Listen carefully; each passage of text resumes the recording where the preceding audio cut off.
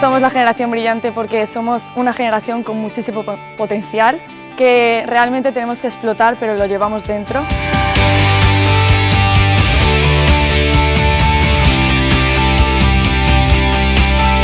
Nuestra generación está pasando por un momento en el que están habiendo muchas tecnologías y muchas innovaciones, entonces creo que nuestra generación es bastante adaptable, es decir, estamos intentando innovar y adaptarnos a estos cambios que están ocurriendo, formar parte de todas las tecnologías que se están desarrollando, intentar comprenderlas y poder ser capaces de luego utilizarlas para mejorar el mundo.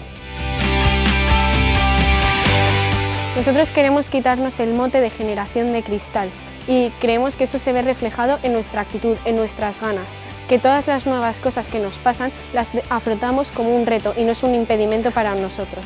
Felicidades a CEU, porque me encanta ver lo que he visto aquí, lo que vi el año pasado, no lo veo en ningún sitio. Me parece que acercar empresas y alumnos es algo que, sobre todo si el alumno se lo toma en serio, es algo que os puede ayudar mucho.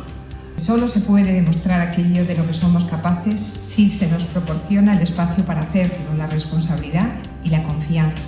Y con todo esto, adelante, generación brillante. Estamos juntos en la construcción de un futuro prometedor, justo, generoso y productivo.